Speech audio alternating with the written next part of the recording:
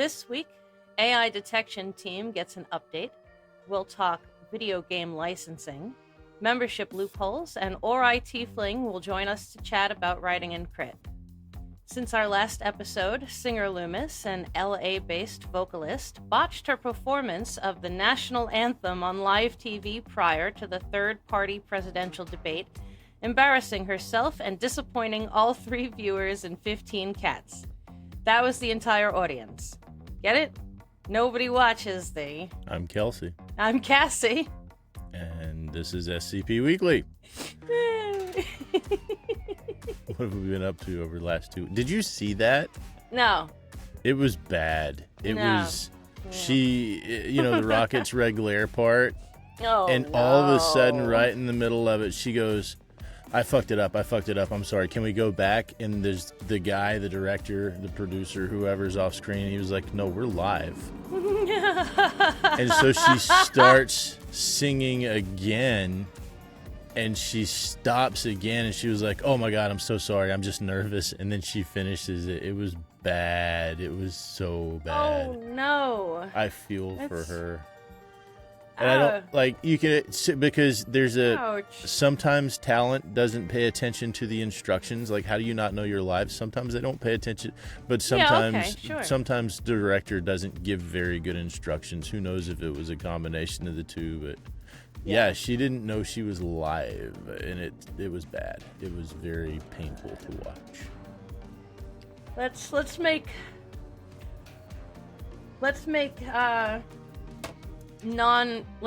non one or the other party a joke a little bit harder, why don't we? Yeah. No one's ever gonna stand a fucking chance when they can't not be a joke.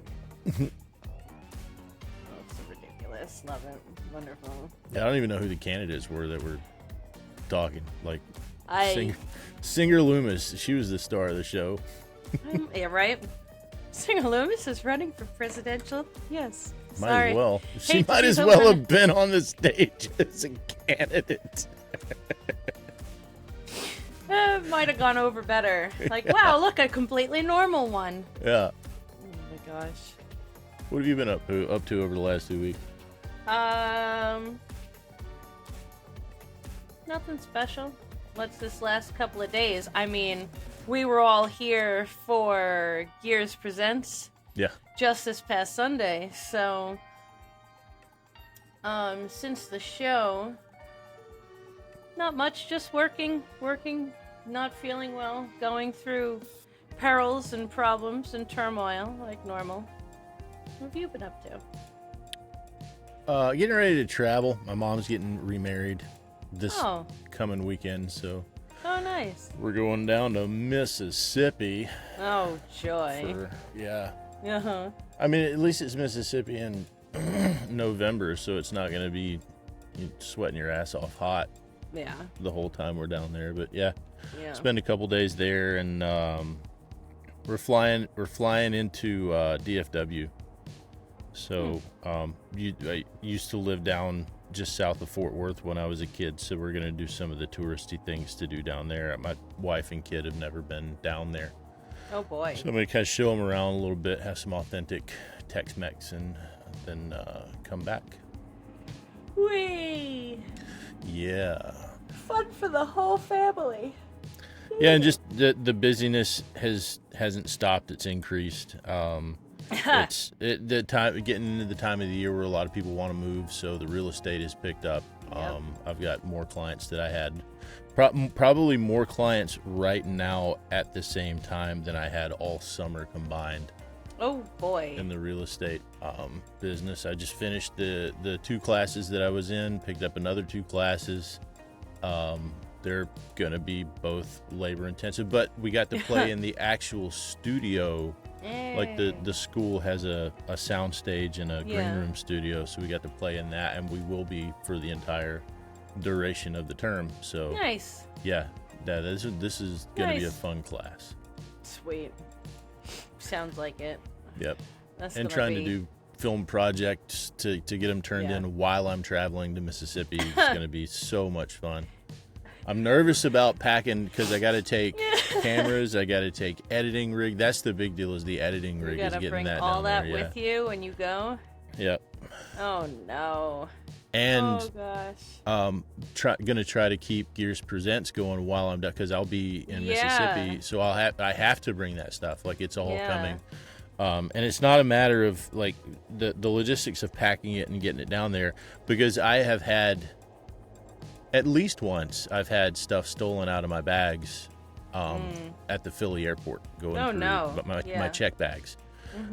So I got to get as much as I can into a carry-on to take it with me, because there's no way I'm putting any of this stuff in a check bag. No, that's fair. Shame. But yeah, just trying to make the time for all the stuff. The project that'll be due that week is a 24 shot. I got to pick a subject location and do 24 shots of it, edit it down, and get that turned in, and then we'll be doing Gears Presents. Not this show. That'll be our week off, but it's still going to be a lot of work. Yeah. On a trip. Do you know what it is to not have anything to do that day? Yeah, I have days where I don't have anything on the schedule, yes. Yeah. But or it is to just... And I'll put those on the schedule intentionally. Like, I don't have to do anything on Wednesday, so I'm not going to do anything on Wednesday. And I'll just sit in my recliner and watch TV or read a book all day. Oh, good. Okay. Yeah. I get worried sometimes that you can only exist under immediate and ridiculous pressure. No, that's where I thrive. I want him to sit down in a recliner somewhere. Definitely. You do really well. I thrive under that kind of... But there's also days... There's also been, like, 2 or 3 weeks where it's just nonstop go, and I'll say, hey, I need to schedule a Tuesday or a Wednesday to just not do anything. But it's still kind of in that season where, like, I can do it, but I'm going to pay for it later.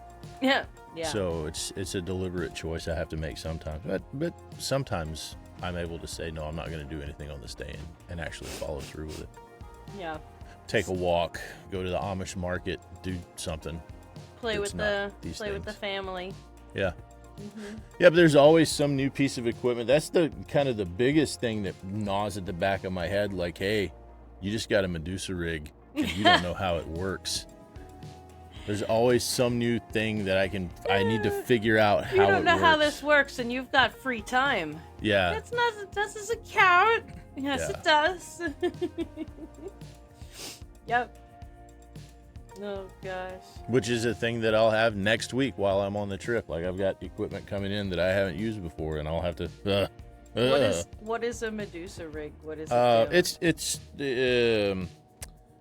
the body mount. It's a body mount for a camera. Yeah. And it works either way. So, people do the walk and talk selfie videos. Yeah. So you can do that, or you can turn it around and use it as like a walk-through POV type of camera rig. Cool. Yep. And that'll be here today or tomorrow. Does it do that adjustment to keep from bouncing? No, you either have to have in-camera stabilization, or you have to have a gimbal or some kind of stabilizer. Yeah, but the point of it is to get the POV, and so in a lot of scenes you want it to have think Blair Witch Project. Yeah. You want it to shake around. I wasn't sure if it did one or the other, or you can just No, change those rigs, like a Steadicam rig or a stabilizer rig that you're talking about that does the stabilization. That's I mean, I want to say at the low end those are about $1,300 to $1,500. What? That's not something I'm just going to throw cash at right now. That seems crazy. No, that's something that is doesn't seem like it would be crazy technology to make go. Like, I would understand the cameras costing more, or that programming, but to put something on it, they said it's a gimbal, right? Yeah. Can you is it detachable? Like, can you put in different pieces to this rig like that? Yeah. Cool. Yeah, I can put a gimbal between the camera. It just depends on where if I need the camera to be right here, like down low, I'm probably not going to be able to get a gimbal on it because the gimbal's pretty tall. Yeah. So, but you want it to do the POV movement. Yeah. Cool. Yep. And then if I need the smooth POV, The more I play with this drone, the more functionality I realize that it has. My drone has face detection, and I can program it to follow you. So if you're walking down the street, I can program it to follow you 4 feet ahead of you, and get that shot. So if I need that shot, or I can get it to turn around and do that. So if I do need the steady shot, I can use the drone. Problem with the drone is the batteries only last about 20 minutes a piece. I get about an hour of filming out of a full battery charge. Yeah. So you got to get what you get real quick. I'm assuming they make drones that have longer battery life. They do, but the problem is weight. Longer battery life equals heavier batteries, and because drones are subject to FAA regulations, you have to be under a certain weight in order to not have to have a license to operate. In order to not have to have a certain class of license to operate, but above certain weight. Just think while you're in the air, the more weight, the more damage it does if something goes wrong. Well, yeah. So I can't remember what the number of grams are, but under a certain amount of grams, you only have to have like basic training, like I will not fly over government buildings and water treatment facilities type stuff. Yeah.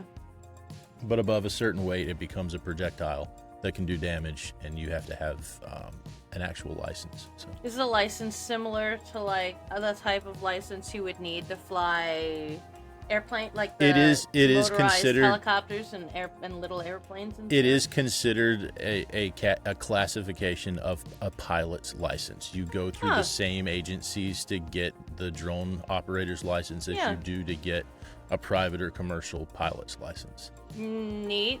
Yeah. And it costs, it's not a lot of money. It's about $200 altogether. Something different than a pilot's license. No.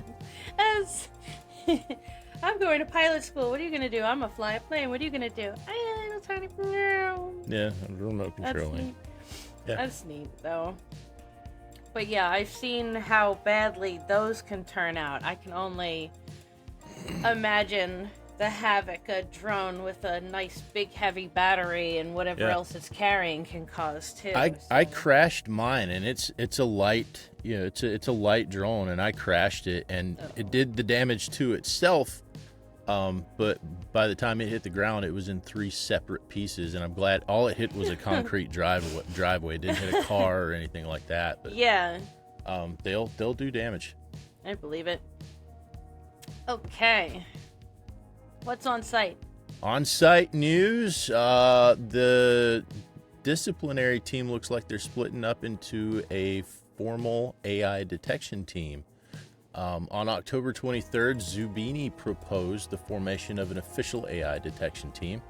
Currently, the disciplinary team is handling reports of potential AI use from users, then investigating and determining the outcome. In this process, according to Zubini, there is no clear distinction, quote, no clear distinction or requirement on how many members of disciplinary need to agree that an article is AI or not.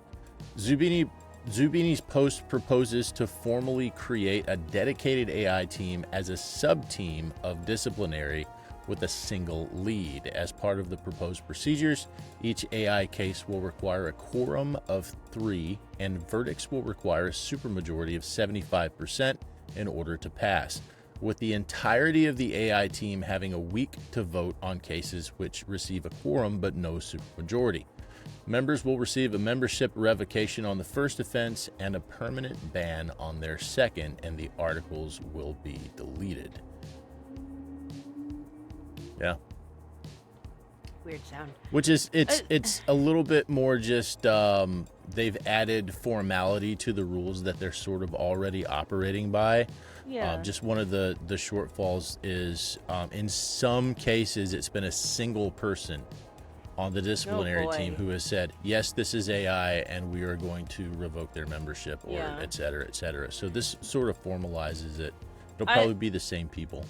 I would absolutely much rather people be sure and not overworked and underpaid and just making a quick decision. But even if it's like, this is a first offense and this paragraph is mostly AI and the rest, like, I'm sure there are circumstances of things, but us reading Blotter and how many people come up for AI. These people are busy. Mm-hmm. What a fucking busy group of people. Yeah, that's why I'm mostly glad to see a dedicated AI team. Yeah, no, it's going to. I'm glad that they're all gonna have each other to work on it together. That's gonna help and be like, okay, we're gonna sit down, we're gonna do this work, and then we'll reconvene in a couple of days and review those, rather than, because we've had blotters where it was just literally, we've read through them at times, which is one of my favorite things to do. But which is funny to me because it isn't. But like, we've read pages of just AI, so on has been banned. And then dude. finally AI, we got banned, smart banned. and just condensed it. Okay, there were 53 people whose memberships were revoked for AI this week. That's Yeah. It only took That's us all. several shows of somehow I always got stuck with reading this paragraph, and I wound up, I think I Stockholm syndromed myself into having fun. So I didn't hate my life and be like, I have to call out of the next 20 minutes. One of you is gonna have to read this. Oh, suddenly you can't hear me? It's the microphone. Oh, yeah, weird. I'm going through a tunnel. What? What? Oh, I'm a tunnel and it. Yep. So site staff is glad- also talking about updating the game licensing guide, since making SCP-based games has become a lot more popular in the last couple of years. On October 15th, Quirius posted a thread proposing an update to the game's licensing guide, stating concerns that the guide's language is, quote, not very specific and partially contradicts itself. Quirius has proposed creating a dedicated games licensing guide. The proposal was met with mixed reactions.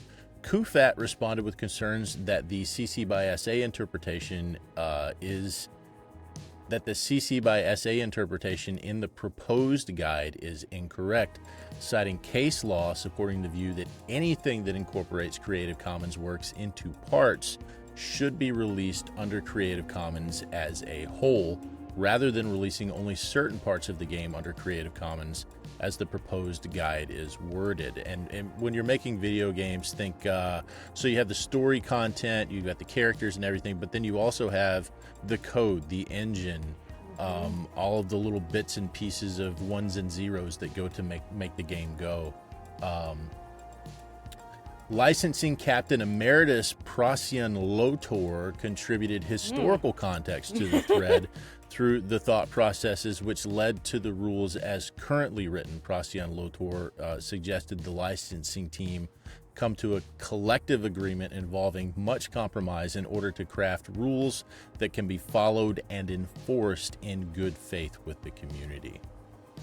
This is an important conversation right now, because it doesn't just affect games. I think there's ripples that could come from it, because there's other types. I mean, SCP Unredacted, that isn't just made of one thing.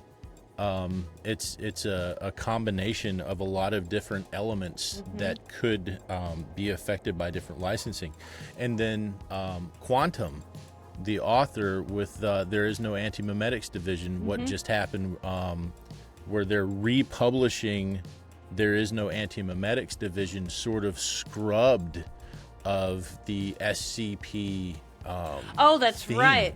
Yeah, that's because right. in order to get a publisher to buy into publishing the story, they had to sort of sanitize it of SCP, the CC by SA stuff, and that opens up a whole can of questions along with this game, the proposed changes to the game. So I'm interested in seeing where these ripples go that affect different kinds of content creators in the future. I'm really interested where this is gonna go. It's gonna land somewhere. I do not know where, like, which side of what fences I land on as far as just an opinion go. Like, I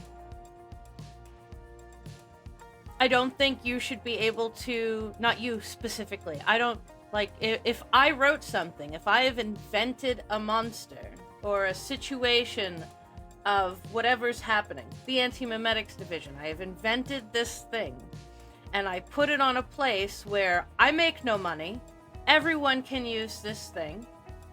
I mean, try not to fuck it up too hard or be a dick, but someone else should not be able to make money off of it.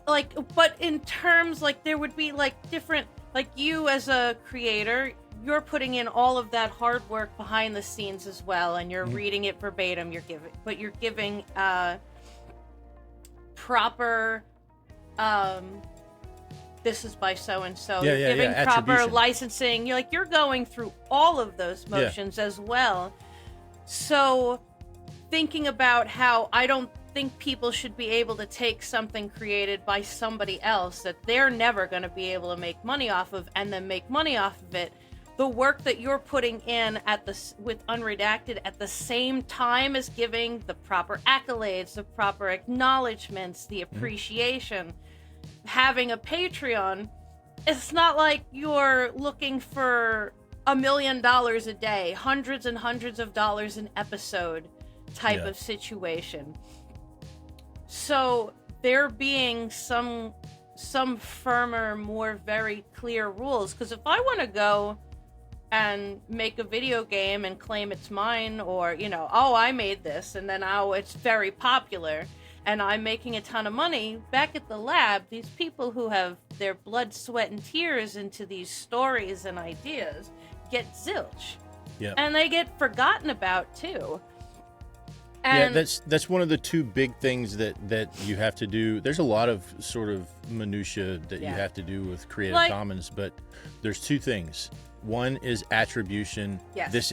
This was written by this person, or this is based on the works of this person. And the second thing, CC by SA, that SA is share alike, which means anything that I create that's already under the share alike CC by SA license, it keeps that license. So if you want to take SCP Unredacted in its entirety and repost it on your channel, I can't stop you. And that's sort of the two-edged sword of Creative Commons and SCP being Creative Commons is you can't own your content. Even an author who creates an original work on the wiki, by putting it in the commons, by putting it under CC, you're giving it away to the public. Yep. And in that license, the public is considered an entity made up of everyone. This is yours. It's no longer mine.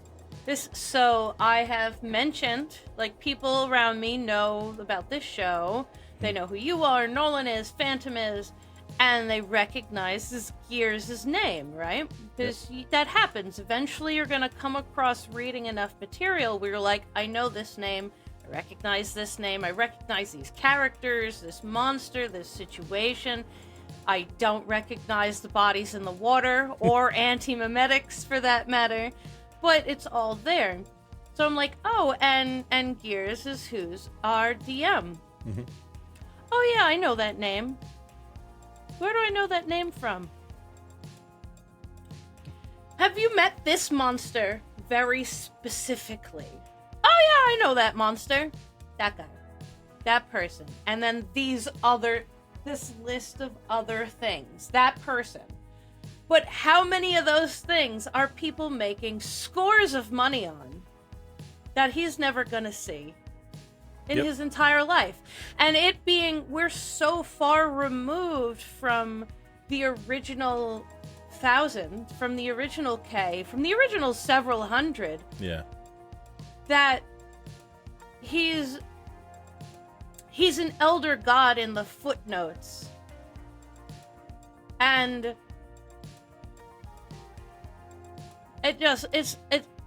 I understand what's happening, but I also don't like it. So I am really eager to see what happens with this stuff, because, I mean, as much as I would rather everyone be able to make money, including the inventors, and be under Creative Commons, but like I don't know, I'm all over the fence on this one. Like this is gonna be a good conversation. Yeah, this. I think if we imagine the next 3 years, I think this licensing is probably going to be one of the biggest growing pains. Now that creating content, the big content creation boom of COVID, people are learning game design, people are learning creative design, people are learning animation, and they're making their own stuff, and they're self-publishing, and there is a potential for a lot of money to be made there. The next 3 years, this licensing conversation, I think, is going to be a very important one to watch and keep an eye on. How many just video games under SCP have we gotten since, what was it, since containment? 2020? Containment breach? No, literally since COVID. Oh. Just between COVID and then that span of 2 years. And then projects that came out and projects that were in the work, just video games. Yeah. Really, people sitting around deciding, you know what, I've always wanted to try this, tried it, and some fail and some succeed. And movies with their friends, and I'm going to, I'm going to film school, something I want to do. But over the last couple of years, they had online classes and did the thing and won the points anyway. And that's just video games. And as we're all growing up, and like us in our 40s, you're going back to school for this kind of thing. You're like, I am at a place in my life where I want to pursue this interest that I have. And a lot of us are finding ourselves not able to afford doing that. Like, that's not what I'm talking about, but with the mindset of, I deserve this. I want to sit and I want to learn how to make a video game, and I'm up to here in my fucking eyeballs in SCP. Why don't I make an SCP like phone app? Oh my god! So now I want a Stardew Valley for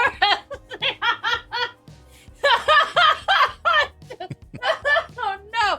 Or one of those like My Sushi Restaurant type of things where you're like, oh, and now you can upgrade the table and hire a waiter, only as a containment facility.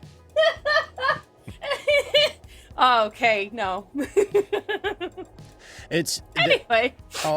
Video games, films, animation, whatever, audio narration, audio book. You're telling a story.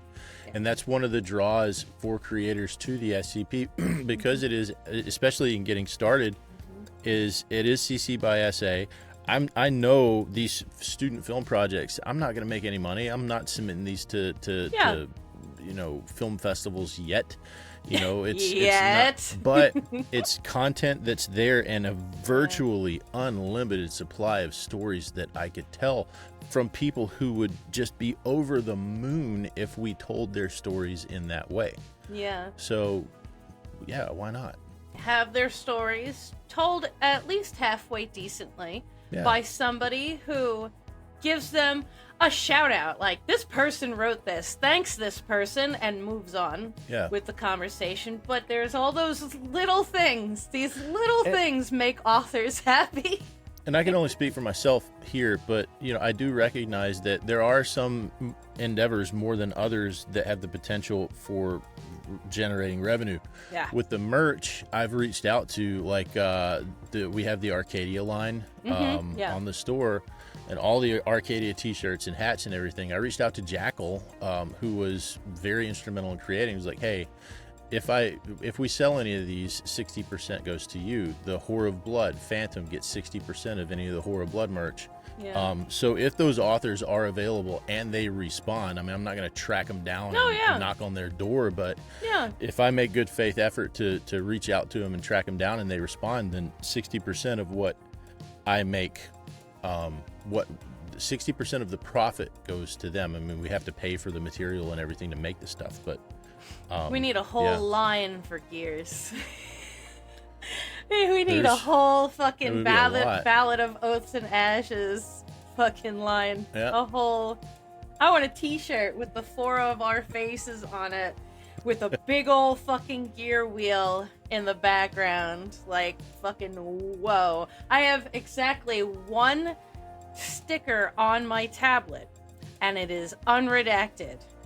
And it is center. So if I get any other stickers, it has to be across the top, across the bottom, or on the sides, but then I'm going to need more stickers. So I'm just kind of screwed. The stickers go quick over on the confinement comic side. The stickers, I get a bunch of people who still recognize you as an SCP thing. Like, oh, I listened to that show. I'm like, oh, yeah, he's cool, I guess. Yeah, he's all right.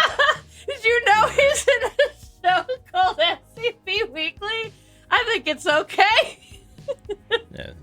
I take, and now I'm in New York City, and all over, at minimum once a month, somebody will see me, like, in a window at a fucking Starbucks or some shit, and be like, you know, Nimcel. Oh god, if I saw one, I would chase that person down and be like, I know that guy! He cool, I guess. Were you? Oh, you weren't here for that when we were talking to Radiger, and that was a word that Nimcel? Yeah, that Sherm introduced her. He didn't come up with it, but he that's right. Niche internet micro celebrity. Yeah. Yeah, Nolan posted something about that mildly. Yeah, I don't get a lot of coffee shop window recognition in Delaware. There's just not a whole lot. I mean, look, it is tried and true, and also a right as a tax-paying American that if I had a stack of unredacted stickers, there would be one on every fucking street corner. Well, now that I'll send you some. No, send me them. I will wrap them on things. Okay, so we got one more article and then Blotter to get through, and I'm gonna have to tell Ori we're running late. Oh, god damn it! Yeah. Yep. On October 20th, Ori Tiefling proposed an update to membership rules concerning membership in other, shall we say, antagonistic wikis. The current membership policy is to deny applications from users who hold membership in certain wiki communities and require those potential users to leave those communities before membership is granted. Ori's post focuses on the loophole that there is nothing stopping those members from rejoining the other wikis after SCP Wiki membership is granted. The majority of responses have been in support, with some requesting a formalized list, whether public or private, of the sites that would trigger membership revocation, and some responses that question whether this proposal is indeed necessary, with Prismal citing the complexities positive relationships between international SCP branches and their respective RPC branches could bring to the policy, and SD Lock weighing in to question the procedural necessity of the policy change, considering the dwindling popularity of adversarial off-brand sites in recent history and the effectiveness of current policy and those who carry it out. What are they talking about? The antagonistic wikis. What? I'm trying not to name names, but yeah. RPC is definitely one of them. I mean, I don't know what RPC is. I've never heard of this before. So, kind of the story back, I don't know how many years ago it was, when SCP changed the logo to the Pride, like the Pride logo. There were a bunch of people who got pissed off and they left and they started their own thing. I see. Yeah, so... I see. Okay. So, if you're going to have a fit about, ooh, a rainbow logo, and you're going to go bitch about it somewhere else, and you're going to belong to a community of people who are, ew, gay people exist, then to come on to our community that has become very diverse and accepting and warm to these kinds of, yeah, I get that. Yep. But then rejoining those is absolutely how that's going to work. I'm going to leave, hypothetically, I'm going to leave, join this, and then join back. That's exactly what will happen. Yeah. Oh. All right. I'm trying to adjust my feelings. User Omega has received a permanent ban bam, bam. Yeah, I mean, over the noggin for spamming/trolling in the site forums. Staff also believe that Omega is a sock puppet account. Shocker. User J. Bryan, who has previously been warned by staff for spamming comments in the review forums to bump up their own threads, has had their membership revoked for continuing to do so, ignoring requests from staff that they stop. Less bad than most things we read. User SID Sid Rafton had their membership revoked for spamming 4 cold posts in short succession. According to staff, 2 were incomplete, having only a header. The other 2 were different revisions of the same article. SID or Sid Rafton has since reapplied and rejoined the site. User Dr. Kate Sotiera had their membership revoked for continuing to roleplay in the main site forums after repeatedly being told by site staff that it was against the rules. Dr. Kate Sotiera responded in character to several of these warnings. I love the dedication. Staff have noted their suspicions that user Dr. Ew and Dr. Classified-1 are the same person, on the basis that Dr. Ew left a long series of positive comments on a low-quality cold post, which included the paragraph, SCP 8136-2 is a round disk with a diameter of 14 centimeters. The disk is covered in unknown symbols. All Foundation staff have attempted to translate these symbols, result in them going insane and committing suicide. Due to the circumstantial nature of this evidence, no disciplinary action has been taken as of yet. User Spooky Science has received a week-long ban for vehemence and immaturity after leaving several passive-aggressive comments in response to users who have downvoted their cold post. User Short Stories had their membership revoked for cold posting 3 tales, each giving an origin story to a popular series SCP whose contents were plagiarized, seemingly word for word, from videos by the content farm SCP Explained. What? Short stories included footnotes in each of these articles linking to the original videos. The effort! Yeah. Has not... Just bringing it full circle, guys. Okay, yeah. User Sparky Sparkson had their membership revoked for spamming 5 cold posts in short succession, many of which were incomplete and or partially identical to one another. What is the point? User Larry25 had their membership revoked for spamming 6 cold posts in short succession, some of which were identical and none of which were correctly formatted. All right. Cold post. It's the month of cold posts. User Logo received a ban for malicious downvoting after it was noted that they had downvoted an enormous quantity of articles in short succession. Many of these downvotes occurred within minutes of articles being posted, despite said articles being far too long to have been read in such a short time. In several cases, Logo left comments indicating that they had upvoted an article when they had, in fact, downvoted it. User AC Ross Hoopa Doopa received an emergency ban for editing over their downvoted and possibly AI-generated cold posts with vehement rants expressing their frustration at being downvoted and assertions that they were trolling. User Krabs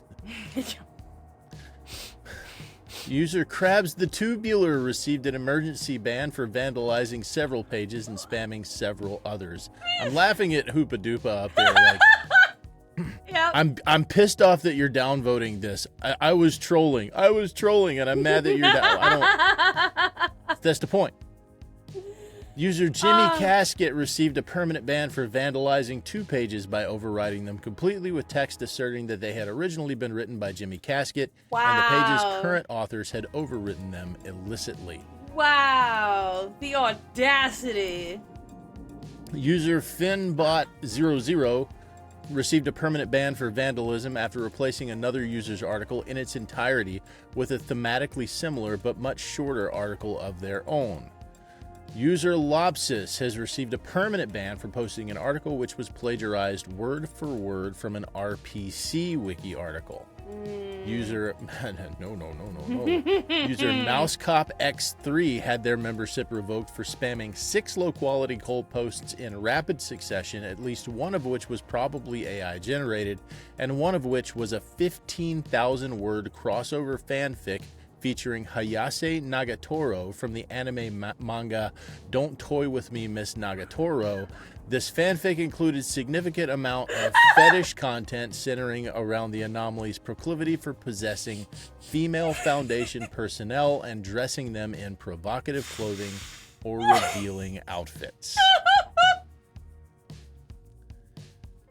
Are you familiar with that one? Or? No! Yeah, just, I don't hate this! I'm mad about it, and we've had a couple of people who have done the trolling cold posts and re-edits, and some of them are just, I'll never forget. Yeah, I mean, I think it's a total of 12 plus 5, 17 cold posts in very short succession, and then MouseCop X3 puts the work into a 15,000 word crossover fanfic. Maybe. It could have been AI. We don't, but at least if you're gonna fuck up, put the work in. Right. Since our last Blotter segment, approximately 20 users have been disciplined for AI use, which seems like a lot, but I mean, in those first couple of weeks, it was like 50 a week. Yep. Highlights include Bluebird Paradise, who posted AI-generated comments on other users' articles. Why? And totally not the FBI, who responded to staff's inquiries as to whether they'd used AI with, "Yep, I don't want to lie. I love SCP, but I can't do the dull SCP format. Thanks. Though. Bye." AI comments? AI comments.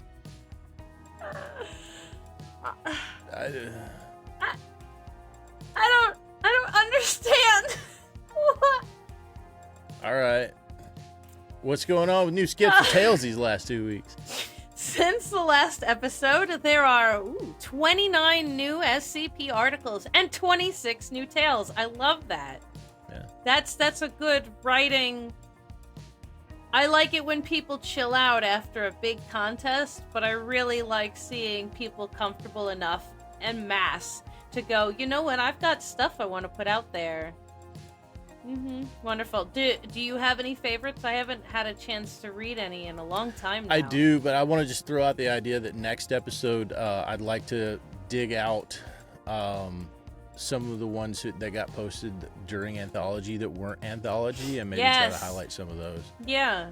I'll toss that over to Nolan and see if he'd like to do that. I have 3. One of them is an Anthology article. The first one, though, SCP 8067 by Dave U. Fool. It's called The Fightmare.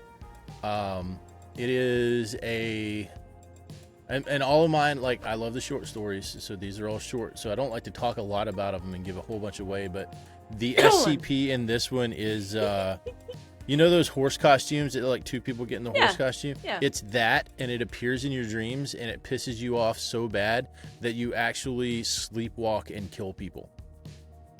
It's a really goofy, really off the wall, but also horror-based SCP by Dave U. Fool. Yeah, it's sounds really like it would be one of those campy comedy horrors. It's very camp. It's like very, that's exactly what that reminds me of. Fucking Army of Darkness. It just hurls insults at you that don't make any sense. It's fucking great. Yeah, that's definitely what that sounds like. You know nothing about lemons. Shit like that. Oh, I have to write that one down for when I for when you cast Tasha's hideous laughter. You know nothing about lemons. The second one is an anthology article by Ariadne's Thread. It's called Selenophobia and Empty Reflection, SCP-8520. This is actually a prequel to the Moon? 2022. Yeah.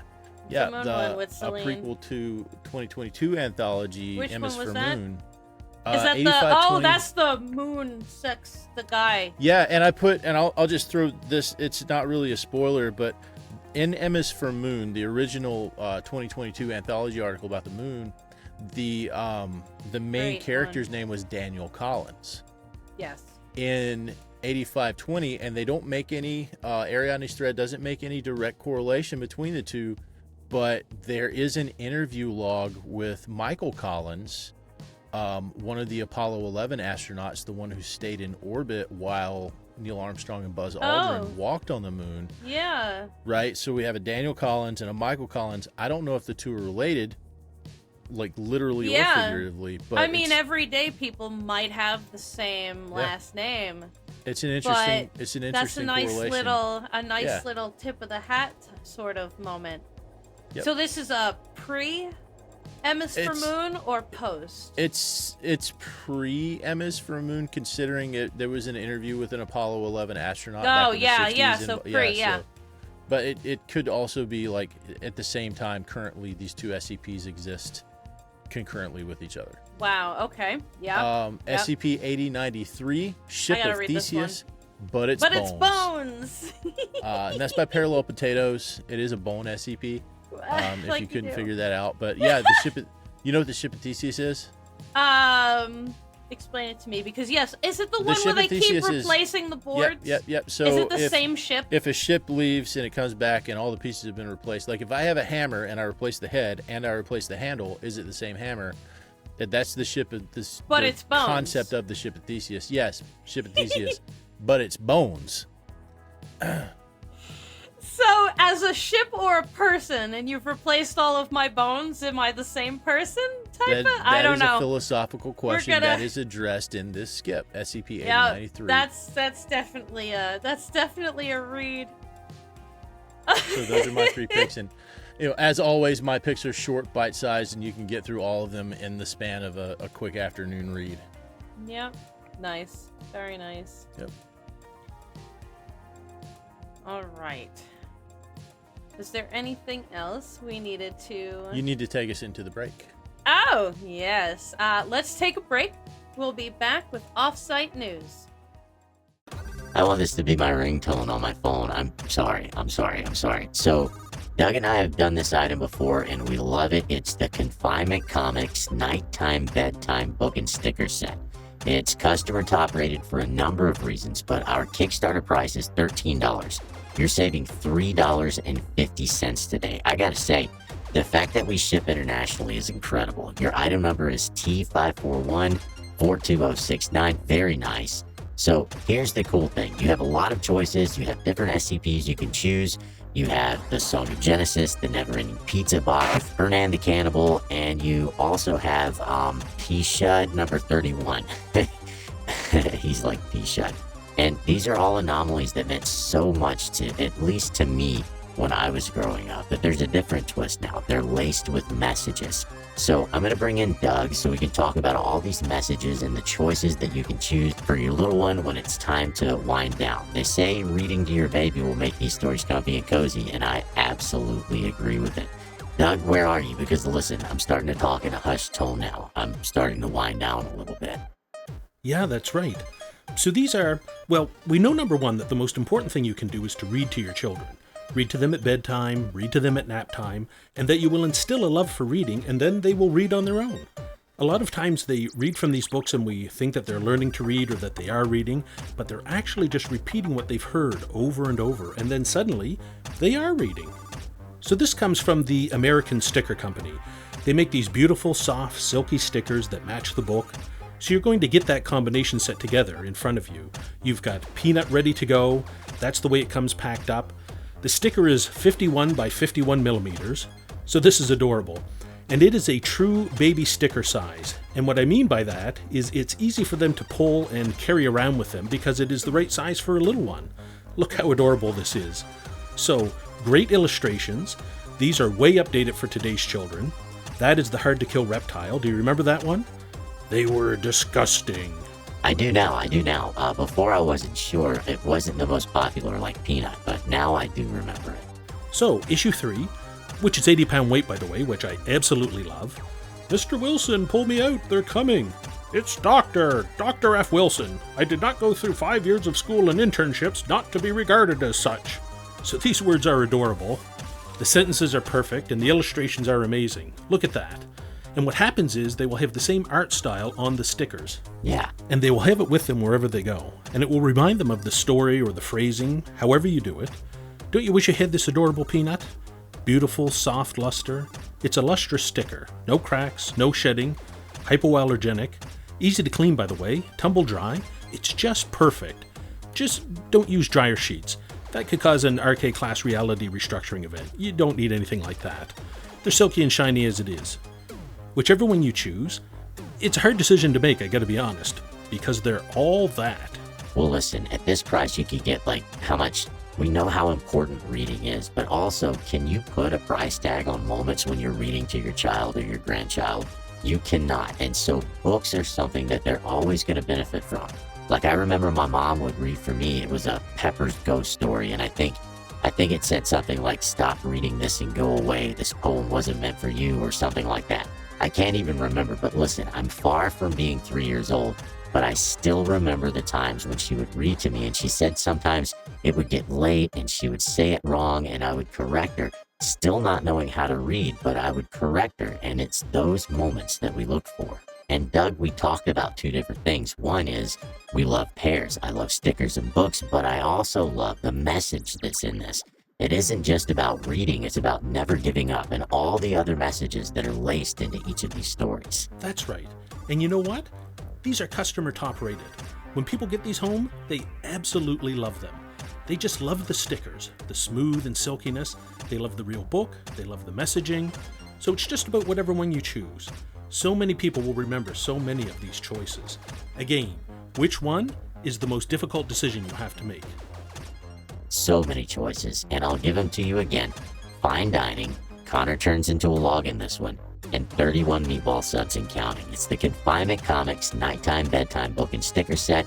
Pre-sale price $13 per issue. That's a savings of $3.50. Thank you so much, Doug. I can't wait to read every one of these. And friends, for all of those that love existential bedtime horror stories for the look. Thanks to our sponsors, So Be It Diner for Bears by Dado is market for fine bear cuisine. Dado, being fine capitalist, is appalled that rushing KTV steals Dado coffee. Right, Dado is not communist. Please do not blanklist Dado Senator Mac Cartwheel. Yes. If you liked this content, then hit the subscribe button and turn on notifications for the channel. If you're watching on YouTube, that's what the algorithm likes, and it would really help us get the word out about what's going on in the SCP community. If you want to support us beyond that, you can sponsor the show at patreon.com/scpweekly for as little as $2 a month. In offsite news, Ballad of Oaths and Ashes. Dr. Gears presents The Dark World. A Ballad of Oaths and Ashes has begun. The campaign kicked off live on Twitch on October 20th to a promising turnout. The players include yours truly and Fantem, Nolan, and Kelsey, Mr. Unredacted, and is DM'd by the legendary Dr. Gears. You can watch Oaths and Ashes Sundays at 8 p.m. Eastern, 5 Pacific at twitch.tv/Gears Presents.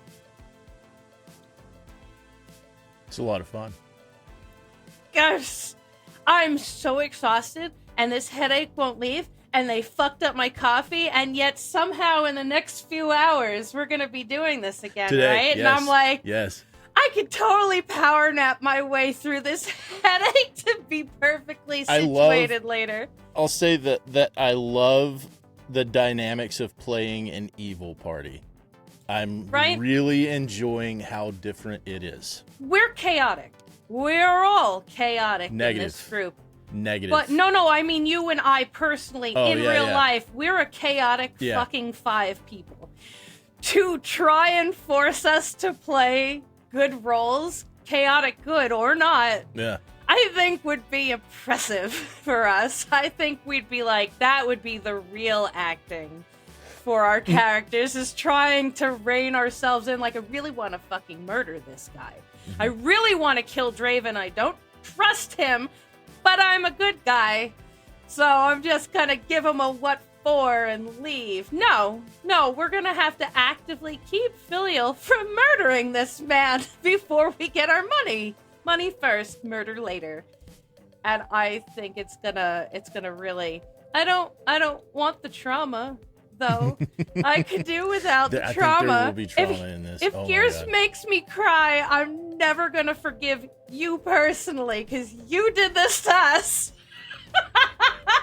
It's your fault if I have to talk to my therapist about a D&D game. I'm gonna be so mad. If you're gonna have to talk to your therapist about a D&D game, this is the one. It's true. This is the one. Like, I've mentioned it as I was almost a lich. Then there was a gelatinous cube, and it came down the hallway. Yo, the ogre and the orc walked in, and we heard the thudding, and I immediately said, it's a gelatinous cube coming down this hallway that we're all single fucking file in, because it was the thump, thump, and I went, this motherfucker is bouncing down a hallway, and I'm scared. Yeah, I'm like, in order to get here, we have to pass a mirror without our reflections in it. Like, already. Like, that's behind us. No. And yeah, so we've I'm got not doing these it. things with tongues for head in front of us, and we've got this mirror without our reflections in it We behind should us. pitch one of the dead bodies into it. Session 1. Here we are. In a hole in the ground. Fuck. What's that? I don't know, and I don't want to know. We're going past it. It's Don't bad. Look at it. We're don't, running. Don't smell it. Don't fucking touch it. Just walk. Just go. Yeah. We're gonna... Kill it. Kill it. Yeah. Don't kill that one. We're just... Because if you touch that or blow it up, who knows? Hopefully today the dice like us better, because we had some shit rolls. I mean, my rolls were okay. Shit combat rolls. I think Yeah. you're the only one who did anything. They were Which bad. means I'm gonna suck from now on. I get exactly one good day. All right. All right, let's welcome, let's get him in here. Let's welcome guy in person, Ori Tiefling, to the show. Ori's an SCP author with 23 main list articles, including an 001 proposal, 5 tales, and is a member of site staff on the Mast and Forum Crit teams. Welcome, Ori. Did we leave anything out? No, you guys got most of it. I'm also a Discord server mod of the Discord Crit team. Basically, I've got my fingers in a little bit about everything. All the pies and all the dams. Nice welcome. Hello. Hello. Thank you guys for having me. Hello. Thanks for being here. Sorry we were a little bit late. There was a whole lot going on this morning. It's all good, guys. Nolan was projectile vomiting, so he had to sit this one out. And Well, I hope he feels better. yeah, he'll definitely, like, there's no way he's missing the D&D campaign tonight. He's gonna sit with a not gonna let him. bucket between his knees in order to be there tonight. Yeah. This is skippable. That is not skippable. Gotta appreciate the dedication. Oh yeah, no. You want to take us into Fact or Myth, Cass? Yeah. Last week we had Radiger. They had Radiger. I was not here. Mad at myself. And these were her responses. Number 1, the voice actor who played Mr. Incredible is my uncle. Not mine, hers. And number 2, I was mentioned in a tweet by Lin-Manuel Miranda. Ooh. Oh dear. I can't make a guess on that one. I didn't get to know her nearly as well. Let's see. Kelsey you picked tweet. Yep. Fern picked Uncle is Mr. Incredible, and Nolan picked Uncle is Mr. Incredible. Mm-hmm. You don't want to make a stab at it? I'm gonna pick the tweet. I'm gonna pick right. tweet. I like the tweet better as I want this to be the truth. Or you want to take a guess? Gosh, see, I appreciate the audacity to do the Lin-Manuel Miranda one, largely because you could search that up and, like, try to verify it, which leads me to believe it's probably real, so I'm gonna pick the Mr. Incredible. Okay. Let me pull her response up real quick. So, my friend from high school, one of my best friends from high school, is the niece of Craig T. Nelson. And Lin-Manuel Miranda once tweeted about me. So, my parents went to New York to see Hamilton on Broadway. My parents and my high school drama teacher, because my mom works at my old high school and does theater stuff.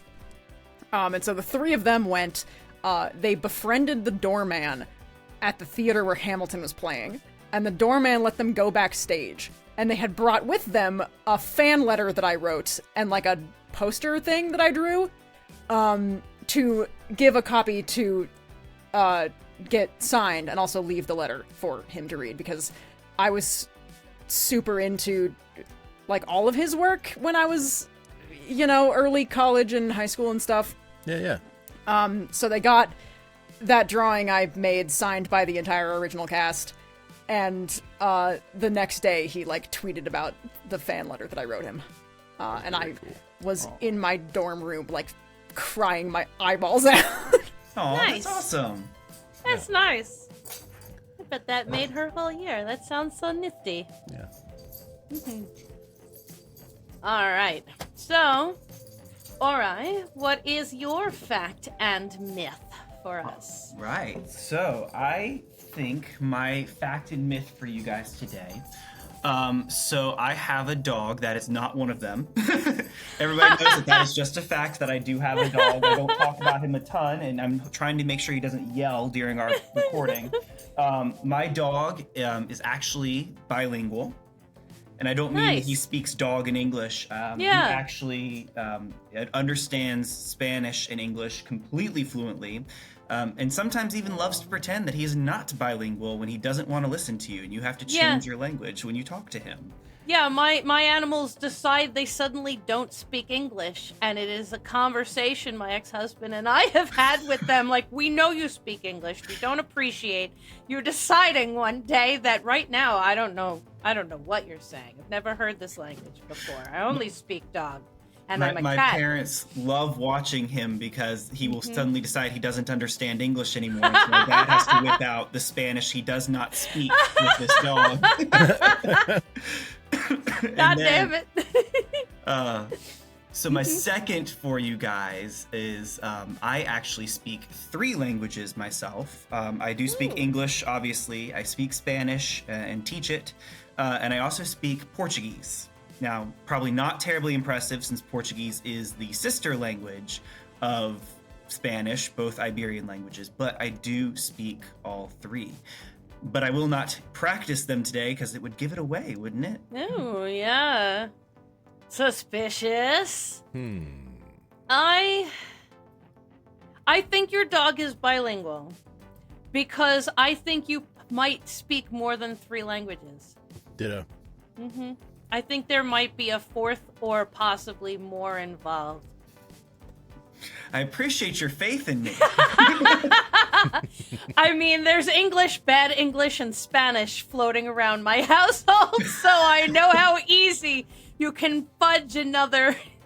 Like, I speak fluent fucking sailor. Every other word out of my mouth is a curse word, and it's my mother's fault that I'm like, no, this is a language. You can use the word fuck in like 17 different ways for all different kinds of emotions, and it's a language. Well, one of the things I studied in college, I took a translation class, and towards the end of the class, we studied this book called El Chingonario, which is literally, if you translated it, it would be the fuctionary, and it was just various applications of the word chingar in Spanish. Yeah. One of my favorite things I've ever studied, and I keep saying, I wish I could show it to my students. Yeah. I would get in a lot of trouble. Wait, how old are the students? High schoolers. Oh, yeah. no, what a shame. Preschoolers, it's okay. High school, it's not. You gotta wait until they're 18 and be like, I got you this as a graduation present. Happy graduation. Don't tell your mom. Yeah, no, I never did this. We've never met. I don't know who you are. I don't even speak Spanish. Go, scram, enjoy. All right. Dog is the truth. We will go over this with Nolan. All right. Interviews. Let's do it. Interviews. All right. how did you find the wiki? Oh gosh, this is the embarrassing story, right? So, we've got 8 more questions. So. Oh boy. So my first exposure to SCP, I was in middle school. I was like 13, I think, and I was a big DeviantArt kid. That's the embarrassing part. I was a big DeviantArt kid. The extra embarrassing part is that I wrote creepypasta for fun. Nice. Yeah.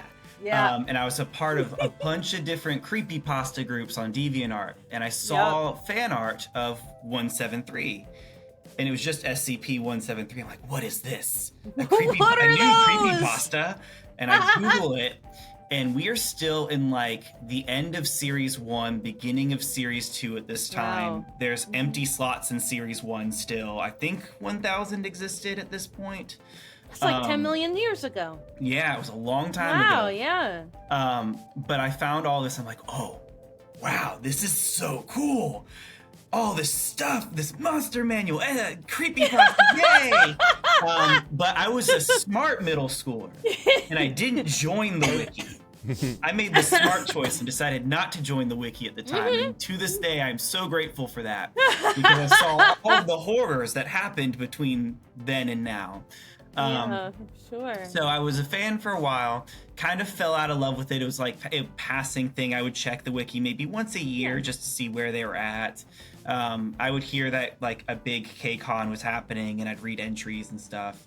And then my freshman year of college, I sort of rediscovered it. Mind you, my freshman year of college now is about 9 years ago. So, excuse me. So I rediscovered it around then. Through that, the infamous History of the Universe page is where I really just started reading to kind of see how this site had evolved since the first time I saw it. And I start more regularly reading the stuff that people think is really popular. I make a point of reading the new stuff, because when I went back to the old stuff, I'm like, wow, they tried very hard. Some of it's great, but most of this, they tried very hard. Good attempt. Good attempt on you. Yeah. Right. So I got to watch this site evolve, and I'm like, I'm never actually going to join. I'm never actually going to publish anything for it. Like, that's not me. I write creatively for fun, but I'm not much of a creative writer. Yeah. I'm an academic writer. You know, that's all my experience. I've published papers and all these crazy things. Like, that's my experience, right? Yeah. But eventually, when I'm in grad school, now we're getting more into modernity. This is like 3-4 years ago. I'm like, I have an idea finally. I think I'll join the wiki. I'll go through the process. I'll see how it goes. If it gets like plus 20, I'll consider it a hit. So I joined the wiki. I go through the green lighting process. I do it twice, actually. I wound up, the first idea I pitched, I started drafting it. I'm like, I'm not a fan of this. I don't like where it is at right now. So I pitch another idea, get that green lit. Publish it, and what is it sitting at this today? Let's take a look real quick. It is at 78 today. This is your first one? That was my very first one. And then I just get another idea, and here we are now, however many pages in. I think we're at 35 total. Yeah. I have absolutely seen, talking to the authors that we get to hang out with, that I'm like, oh, so I wrote this, and then there was an idea I had, and then I got other ideas, and it's just the thing that seems to happen for the authors on this site and the artists and stuff like that. Just a fountain of, my brain did this thing, and over there is this really other cool thing, and then that gives 5 other ideas. And we were talking to Gears. He did 7 articles in 2 weeks. Yeah, he had in his 12 brain in a week one time. Yeah, you need to get Quirius on this podcast, because that girl punches out. Yeah. She's at 45 pages now, and she joined in February. Oh no! There's got to be something about when you start doing something creative, the connections it makes in your mind. Like, it has to do something there, because I've noticed the same thing. You get one, you feel that little hit, that dopamine hit, and you just keep going, you keep developing. 3 people liked my idea. I've got more. Well, I mean, if it's, okay, I can give you more. Can I get a hit? Yeah, right? So that's a really great segue into the next question. Yeah, it is. Yeah. What is it? The dopamine hit that keeps you around the SCP community? Like, what keeps you going? So a lot of the people who know me know how important the idea of leaving a legacy, leaving memories behind, all that stuff is to me. I like the creative writing sphere because it's the thing that will outlive you. You will die someday, you'll pass on into whatever comes next, but what you've written, what you've contributed, what you put out while you were alive, it outlives you. And I love to tell stories. I've always loved to tell stories since I was just a tiny kid. But I like the opportunity to share these stories with the world and see the impact that it leaves on people. Nothing makes my day more than a comment that says something along the lines of, I never comment on this wiki, but I needed to for this. Yep. Or this made me cry. This kind of changed my outlook on this. It's like those little things. Those are the things that I write for. Those are the things that I stick around for. The dopamine is nice. Don't get me wrong. There's nothing quite like the posting Added bonus. right? Yeah. But I do it because I have stories to share, and I do it because I want to leave those little impacts on people. I say at the end of the day, if I can change the life of one person, then I consider myself a success. And I think that I can say that. I mean, just from my point of view, outsider, casual reader, two things. No one's ever going to forget SCP. It's only gonna keep going from here. Right. Hopefully for a long time, but it's not going to suddenly be forgotten about. This is maybe not all of the stories, but there are a lot of stories that are gonna definitely persist time. Right. And two, your contributions, I think you have absolutely changed some people's lives. For the better or worse. There's at least one person out here who's going to be shaking their fist at you on their grave. Good. Someone's going to want to kiss you and someone's going to want to stab you. It's that's just the guaranteed. daily life of the teacher. Yeah, exactly. So I think it's a fair call that you have absolutely changed things for people, for a community as a whole, things like that. I love it. Okay. Are there inspirations for any specific articles you've written that might surprise us? I've talked about it a lot. I've talked about it a lot in chats and stuff, but it's not necessarily super common knowledge. So, as most of the community knows, my highest rated work is 7,999. It's called Meet Me in the Stars. Yes! The title of that article, I have to confess, I didn't come up with the title myself.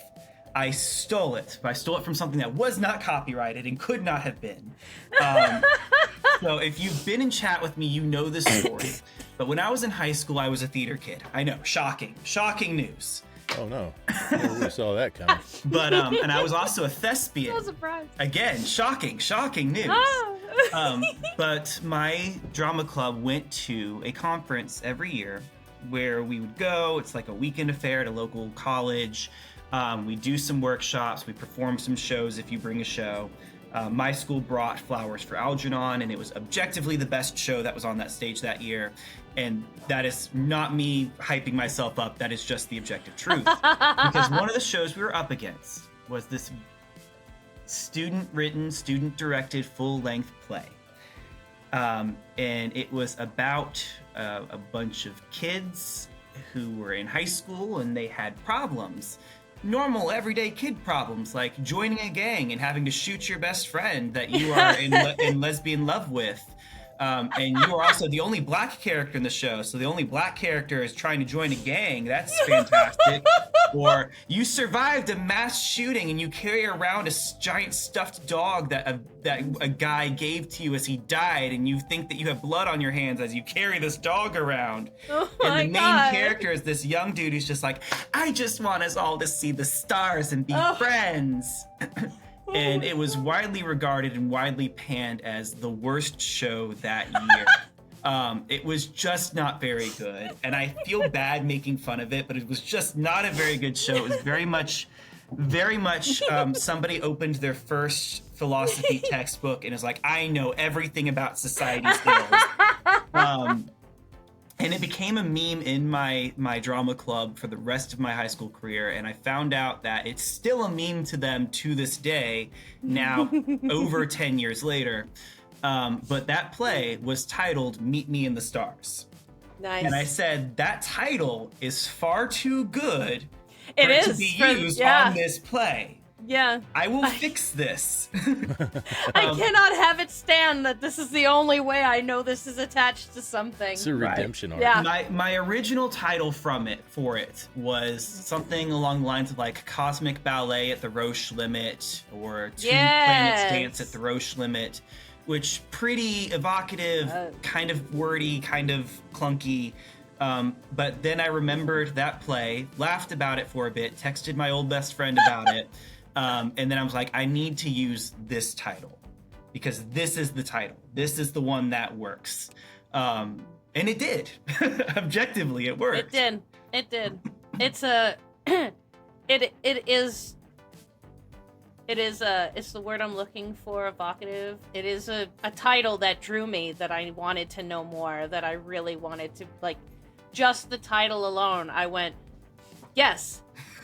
Yes, reading this, have read it several times since. Wasn't what I expected it to be from that title, but was pleasantly surprised and went, oh, yeah, I suppose. And I do appreciate the Japanese translation I've seen for it too. Really? It's really popular with the Japanese community. I like their wow. translation of it's either I'll meet you in the starry sky or I'll see you in the starry sky. Love it. And I like that a lot. It's very cute. It's very sweet. Yeah, it is. It's a very good story, full of big feelings. So, very cute, very sweet story and title to your anthology article. I knew where you were going with that. Woo! Oh, Jesus. How do you feel? How do you feel about your anthology article? I went in with the goal of writing something that nobody would expect from me. Something that was still very fundamentally Ori. At the end of the day, you read it, you can see my fingerprints on it. But also, I wanted it to be the kind of thing that people walked away from, look me in the eye and go, dude, what the fuck? Yeah. Because I don't tend to write a lot of horror. And my horror ventures on the site before have been mid at best, not particularly compelling, not articles I'm terribly proud of. But I wanted to come out swinging. I wanted to swing for the fence. And when Locke came to me with the opportunity and was like, hey, I want you for this thing, I'm like, sure, I'll do this thing. My original draft was actually going to be The Fear of Wind. It was going to be about tornadoes. And it was not really going to be scary so much as it was going to be kind of melancholy and sad and like Foundation debating over should we help this town or can we deem this a non-anomalous phenomenon and let them fend for themselves. But then I remembered my dear love of Splatoon. I love that game so very much. I remembered their beloved fish people. And I'm like, man, you know what happens to a salmon when it's time for it to mate? Wouldn't it be fucked up if that happened to a dude? Yes, it was. And it would be. And, you know, as I go through it, one of the things I like to do with my big articles, the stuff that I'm putting a lot of time and thought into is what are extra themes that we can put in here? What are the things that will reward a user for sitting down and analyzing and engaging with the text on a deeper level? And so as I go, you know, you start getting things like systemic neglect of minorities. You get echoes of the AIDS crisis. These are just themes as I was going through that I felt needed to be brought to the surface too, because yes, the body horror is there. It is there for the people who are not here for the deeper themes. They want to just see a gross body. They want to see exactly what it says on the tin. They want their dead dove, do not eat. But I also wanted the other people to have that sort of systemic horror. Like, yes, there is the obvious at the surface sexual horror, but there's also, you know, this sort of existential horror to it. This is a thing that didn't have to happen. This is a thing that didn't have to go as far as it did, but it was allowed to. the system designed to protect people allowed this to happen because it benefited from this in some way. Yeah, And so, and it written so well in that way that other meaning could be extrapolated from it. That and correct me if I don't get this right, but it seemed to be there were a lot of in the comments there were a lot of readers who took sort of an ace-phobic theme away from it, like, hey, this is really talking about this, and did that surprise you? Not necessarily. I am somebody who, for a large portion of my life, identified alongside the ace spectrum. I don't completely identify with it anymore. I identify alongside Demi, which, for those who don't know, is more you don't experience that strong physical attraction until you've established a strong emotional bond. Say what you will about whether or not it's real. It's real to me, and that's all that matters. Yes. So I do think that reading is very fair. I think that my lived life experiences are very present in the piece. I wanted it to read and echo in that sort of aspect too. Originally, it was a little more asexual than it was, believe it or not. I figured if we started juggling too many themes at once intentionally, it could get really messy and muddled. But I think that reading is totally fair. I totally support that reading. I think I've seen a lot of unique readings in the comments that I'm like, yeah, I'm here for that. I'm glad that you got that interpretation of it. It's not necessarily what I originally wrote for it, but I don't see that as an invalid take, you know? The takes I do struggle with are the ones that say that there should have been actual, like, physical, sexual interactions at the very, very end. I'm not here for that one. I think that there's very intentional design, and we build up to a climax that never comes. There never is a release. Play with the wordplay as you will. No, but that is the SCP. Like Right. that is a sort of a meta manifestation of the SCP. Exactly. But I am all here for the comments that are like, this is like really echoing with me as an asexual person. Like, this is the kind of things that I've struggled with, the kind of things that I feel. I'm like, yes, good. I'm glad. I love making people feel things. Yeah. One thing that I appreciated the article, and we interviewed Dr. Gears, 2-3 episodes ago. Thumbs up. I don't get it. But one of the things that he said, we said, hey, what advice would you have for, people who are trying to write SCP, they're learning how to write. And he said, if you're going to write horror, I'm paraphrasing.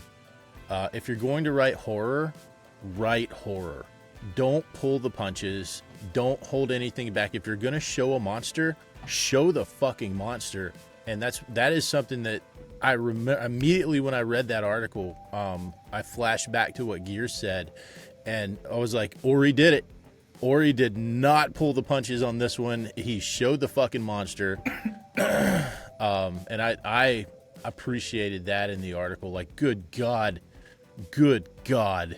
And there's Good also God. a reason there's only one photo in the whole article. And I won't spoil what the photo is for anybody who listens and wants to go check it out later. Article number is SCP-8558. Beautiful symmetrical number. But there's only one image in the article, and that image is what it is for a reason. And hopefully its placement and what it is makes sense to those who do see it. I'm not looking. Not But yeah, doing it. I for saw those- that early discllaimer and I said, no, I'm just going to take everybody's word for it. That Do this is mind the amazing. disclaimer. I am not joking about this. Yeah. Yeah, no, Yeah. I'm good. I'm fantastic with the no. All right. Let's see. Ooh. What's your top 3 list of anthology articles so far? Oh gosh, my top 3. All right, so Yossi's is definitely number 1. Without a doubt, Yossi's. I actually don't know how to say your name, my friend. I am so sorry. Yassi. Yossi. That's what I thought, but So Yossi for number 1, without a doubt. It was a smash hit for a reason. That thing is already broken plus 500 for a reason. That one is Ergophobia, I believe is Without Regards. Yep. I saw Yossi struggling with it, worrying about it for months. Like, Yossi worked on this thing for months and was worried about its reception. That, in my eyes, is one of the single greatest works this site has ever put out. Wow, yeah. I believe that the scene involving amnesticization towards the end, or towards the middle actually, is one of the best scenes in SCP history. Like, if you need to highlight an amazing scene in any article, that is the one. Number 2, a little biased because I was one of the few people that got to actually critique it before it went out, but I would have to say Quirius. Her entry, I don't know how to pronounce this exactly, Onuxophobia, I believe it is, maladaptive autocannibalism. Queer wrote this in like 2 days. Queer was brought in as a pitch hitter, and she wrote it in like 2 days because that's what she does. She writes amazingly fast. But I went through several versions of this draft with her. She was amazingly receptive to crit at every part of the process. It is a lovely, visceral sort of article, very similar to mine in the sense of we wanted to put out something that was fundamentally not going to be what people expected. Another one where you need to mind the content warning. But definitely a nice psychological study in the kind of thing that's very relatable to people who like to chew their nails. And then I think my last one is actually going to be Plagues, Scopophobia, the Employee of the Month. Yeah. Lovely little character study. I love a good mystery story, and I think that the mystery was very well handled in this one. The twist was unexpected but very satisfying at the end. It got total winner, which for those of you who don't know means plus 100 within 24 hours. Oh, wow. I do believe it got total winner for a reason. So I think those 3, if you start with those 3, you are set. You have a good set of anthology. But there's some really great entries overall. People are bringing their best, and I'm very pleased with this project as a whole. Yeah. Yeah. And just because we're going to move into crit sort of for the second half of the interview, but while we're on the subject of Anthology, this will actually air the last day of Anthology. So by the time this goes out, Anthology will be complete. Is there anything you can tell us about, like, behind the scenes, you know, when Locke approached you, like sort of how the process worked? Was it, hey, Locke, you know, came to you and said, hey, Ori, we're doing Anthology, I want you to write, and then that's it? Or was there sort of a, okay, we're going to fit you in this way? Was there a list of phobias to choose from? Like, how did all that process of getting your article from Locke's invitation to publishing work? Sure, I'd love to talk about that. I am really big in talking about the creative process. I think that the process is fascinating. So the way this one worked was Locke did put out an interest thread on the wiki, encouraged some people. Oh, pardon me, my dog is eating a napkin. No. All right. So Locke put out an interest thread first and approached some people on the Discord and basically said, hey, I would love if you expressed interest in the thread. I debated it. I'm not a horror writer at my heart. I consider myself a bittersweet sort of feels-based author. But I'm like, I'll try it. You know, it can't hurt. It's the kind of thing that takes up a whole month. You get to be a special princess for a day as everybody pays attention to you. You know, I'm like, I'll do it. So Locke said pretty quickly, once she had gathered everybody into a private server, the theme for this year's anthology is going to be Face Your Fears. We want everybody to pick a phobia and go from there. So link to the Wikipedia page with all the phobias and their names and such. And she said, don't double up on phobias, grab one pretty quickly, tell me what you're going to do. I grabbed that wind phobia first, started developing that concept, like, not feeling this, I'll write this again eventually, but not for this one. And then I was debating between hedonophobia or the fear of fish. Same basic article, but I was like, what do I want to use for the marketing side of this, right? Do I want to do a rug pull with fear of fish and make it something unexpected? Or do I want to just kind of show my cards early and be like, this is what you are going to get. Dead dove do not eat. And I chose the dead dove approach. Excuse me. So we worked from about the end of 8K Con, around late February, early March, into the goal was to have all the articles done by the beginning of September. I was done end of August, like first week of September. Others were done like mid-September. Some are still working. But the basic idea was to be done by that time. We would sit down, we'd give each other critique, feedback, help develop each other's articles out. And then the way Locke organized it was she went through and looked at the various drafts. She sort of varied their releases based off of length so that we didn't get a ton of super long articles back to back, not a ton of super short ones back to back. A nice sort of varying out. One of her goals for this one was to grab newer authors, especially, or people who hadn't done an anthology before, which is part of why you're getting authors like Trout Mask Replica, Cube Flix, Kathy, Sound Chaser, Quirius. Quirius especially. Trying to grab some new talent in, help develop their skills out, show them, hey, you're going to be in the spotlight for a day. Bring your best. Listen to the feedback the community gives you. Use this to develop your craft. So yeah, that was the basic goal and process of this. Other than that, it was work, get it done in a timely manner, and Godspeed. So, did you all, like, was the crit, I guess it had to be contained within the authors for Anthology in order for it to not get leaked out or whatever? Yeah, the general idea was to try to keep it within other anthology authors so that we could keep the kind of the names under wrap, keep it a surprise. I kept telling people, I'm not doing this. I'm not a horror author. I don't know why you guys keep thinking that I'm going to do this. It's not me. I did ask Locke if I could reach out to some of my regular reviewers, largely because this was a big project for me. And there's certain people I go to for big projects. I'm like, I trust them. I trust their feedback. I actually reached out to Queer as a reviewer before she joined Anthology. And I also reached out to Fly Purgatorio, dear friend of mine, reached out to him for feedback as well. Did not tell them what it was for. Told them, mind the content warning. You will not know what this is for. Just read it. Have some notes at the bottom from feedback I've gotten from other people. Tell me what you agree with. Tell me what you disagree with. And take your mallet to it. Tear this thing up so it can be the best thing it can be.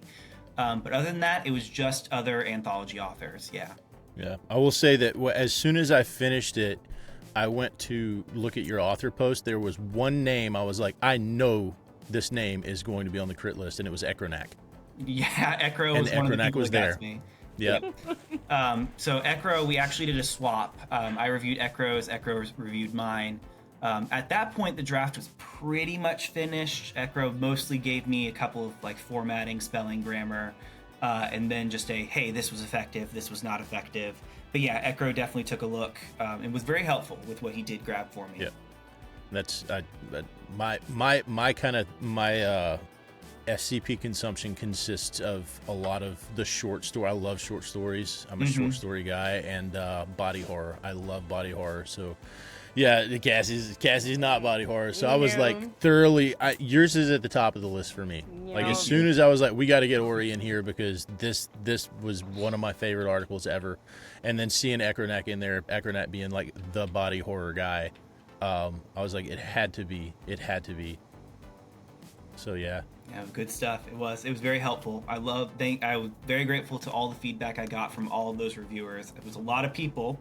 A lot of voices in the author's room yelling at me, telling me what to do, but it comes together in the end, especially when you know what to grab, what to take, and what to say.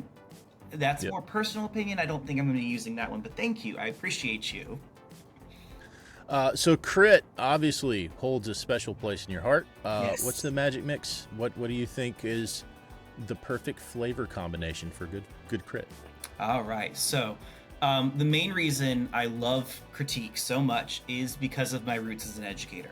I am a teacher. It is my job. I tell people I copy edit as a hobby because I get paid to do it every day. I think that the magic flavor of crit, there's never going to be one perfect solution. Everybody's going to have their own unique reviewer voice, just like everybody has their own authorial voice. The things that you focus on, the things that you grab, is going to be different between people, which is why you as an author need to get a variety of voices in that room. You need to reach out to different people with different strengths. The best thing to do, though, is one, go in remembering that you have opinions for a reason. Everybody has opinions. Everybody has opinions. The trick is just saying why you like or dislike something, right? Think about your least favorite movie or a movie that you watched recently and you hated it. You have an opinion. You hated it. Why? What stood out? What were the elements that you don't want to see in a future film? Think of your favorite movie. You loved it. You love things about it. Why? What stood out as things that you want to see in future films? From there, I love to go through with my fine-tooth comb and I grab everything I can. I'm the kind of person who does line by line for every single draft that I review, and it results in sometimes getting walls of crit that are longer than the articles themselves. But it's about finding the details that stand out to you as successful or struggling, helping rewrite certain things, and largely keeping that growth mindset in mind, right? I'm pointing out the things that I don't think works, with the idea that if we develop them, we correct them, or we work with them, we can make the best product possible here. It's the same thing when I work with my kids. Yes, I am going to look at your Spanish essay and I'm going to tear it to shreds. I'm going to circle things and put question marks beside them. But I'm also going to sit down and go, here's what you did well. Here are your strengths that I want to see you develop and work with. Here are your common errors. Here are the things that I want to see you work at and correct. That way you can get better as a writer. So to get back to the question, as I got distracted, it really boils down to there's no one magic solution. Just go in, excuse me, go in knowing what you like, knowing what you dislike, and verbalize why on both, and operate with the idea that you are here to help. You are here to help that author grow, to produce the best thing that they can be. Nice. All right. So leading out of that also, what kind of advice would you give to some of those personalities when they're trying to develop crit styles? One, don't be afraid to look at examples of review from other authors. We have site forums, we have the Discord forums. You've got plenty of examples of places where other reviewers have worked with an author that you can see, you can read, and look at their interactions, the things that they focus on, look at the questions they ask. For example, when I'm working on somebody at the conceptual level, before a draft has even been done, I actually typically only ask questions. I don't make very many suggestions, I just ask questions. Because the goal is to make the author think at that level, right? I want you to think about your idea. I want you to think about what your goals are. I might ask you to show me how you plan to do something, but I want you to think at that level, right? And starting with the conceptual level is a great place for newer critters, newer people who want to start getting involved with review. Go in, one, they demand less of your time. That's the big thing. It has less of a time demand, but it's just an opportunity of asking, all right, why do you want to do it this way? How does that make sense? How does this connect to that? And then when you go to a draft, it's like I said before, it's just you think about what you like, what you dislike, and the whys, right? I also really recommend starting with smaller things first, right? Start with smaller articles, smaller ideas, so that you can develop those skills, practice with it. If you are in the Discord server, don't be afraid to go to the Metacritique channel so that you can get feedback on your feedback. Because that's our big thing. It's like we want to have the best reviewers that we can have. So we want you guys to ask questions of the people who've been around here for a while. Use the resources available to you.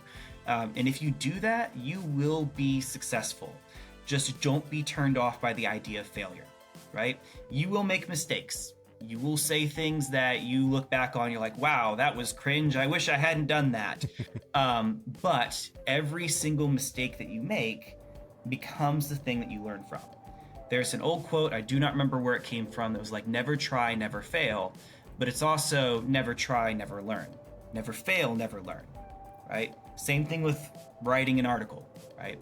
Don't be afraid of the downvotes. Don't be afraid of that failure, because if you never fail, you never learn. Yeah. Fail forward. Exactly. Fail forward.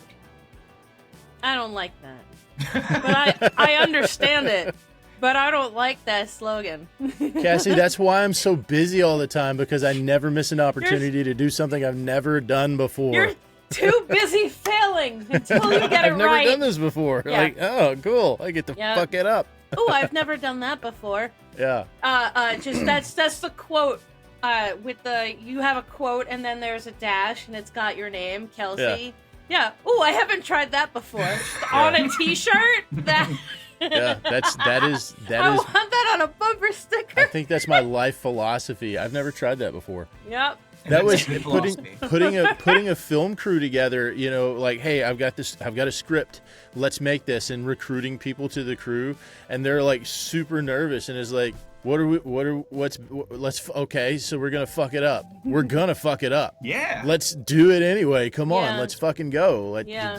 Here's the camera, here's the lights. Let's fucking get people together and do something stupid. Even- and then Go ahead. more and more, do something stupid, and the more we do it, the less stupid it'll get, and the more familiar we'll get with the process, and the more comfortable we'll get, and the more we'll understand how to fuck with the process. Like, oh, we've done 180-degree rule this entire time. Let's fucking break it, because we've mastered the rules. Let's Exactly. fucking break them. Yeah. Exactly. Like, You gotta even- learn the rules to know how to break them. Yes. Even- Rules are made to be broken. Like in your situation doing the film crew and stuff, if you're fucking up but you can have any kind of fun while you're fucking up or enjoy the learning process through the fucking up several times, I think that always really helps me along in general with, okay, I'm gonna do this and I'm gonna break it and I'm gonna be very mad, but it was fun while I did it.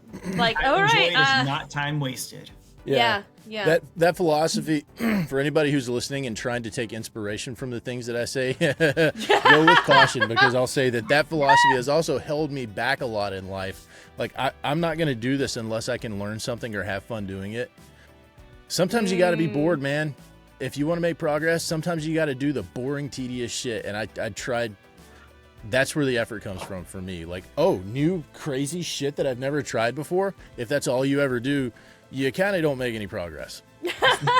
See, can I get you to like convince my students that that's a lesson they need to learn? It's like, no, we can't do the fun escape room activity if you don't do the worksheet.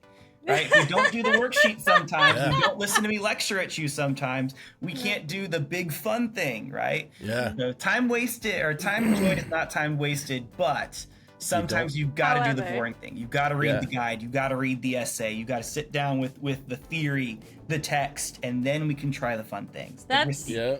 a large. You can't shoot the scenes if you haven't done the script breakdown. You can't cast. You can't put the characters in front of the screen if you haven't written down the fucking casting summary. Like, you got to do that shit. Yeah.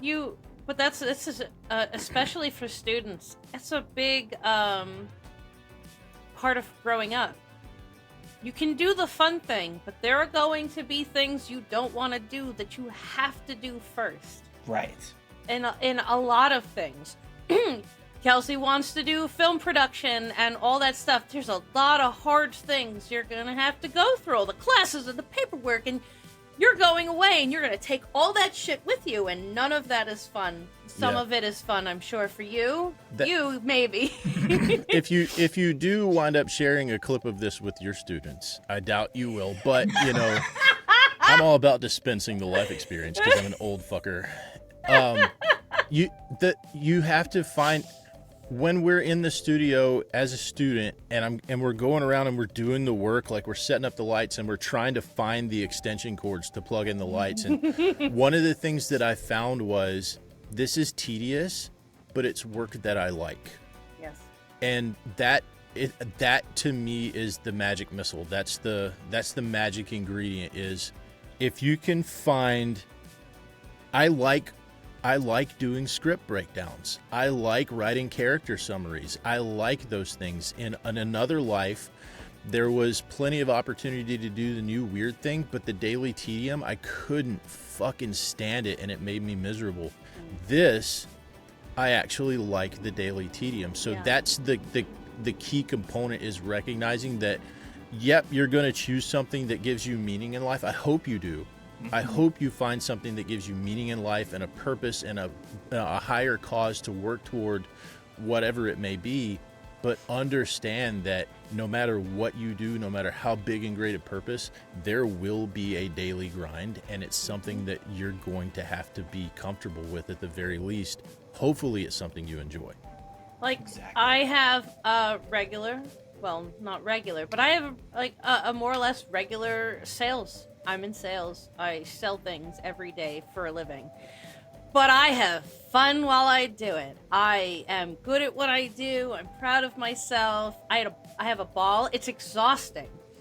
It is tedious at times, and the amount of paperwork and things you have to try to talk people into buying to add on, or all of those things that I'm required to ask, can be really the hugest downside. It makes me like, that's my, oh, for fuck's sake, now I have to do this thing, and I've talked them into this, and we've had the fun, and now there's the paperwork, or the paperwork before, but to do this job, to have the fun I do, to succeed at it and excel, I have to do the stuff no one wants to do. Yep.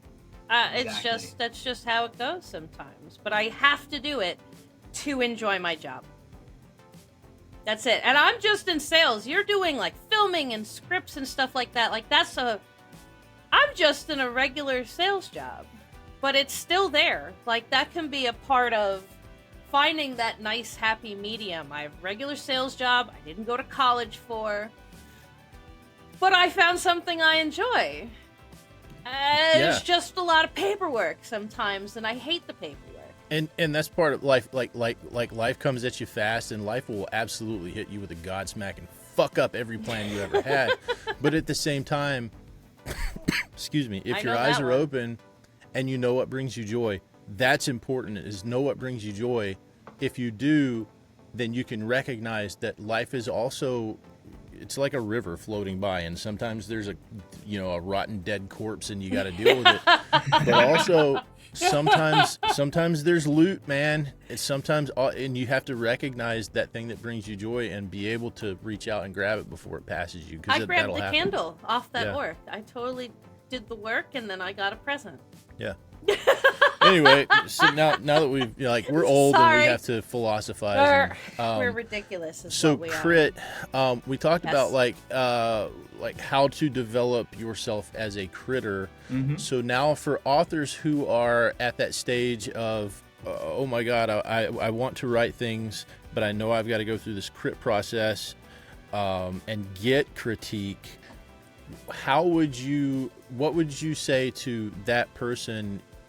How would you advise them in finding the right critter for them? There's a lot of different options for you. Excuse me. I always recommend, even if you aren't necessarily using the Discord forums, we do have lists of people, right? We've got the Butterfly Squad roster on the site. We've got the Moth Squad roster on the Discord, where people are listing their strengths. They're listing their weaknesses. They're saying, I want you to come to me if you have this. Right? Take advantage of that tool. These are people who think that they specialize in certain areas. Learn who they are. Learn what their preferences are. Learn what they are good at recognizing.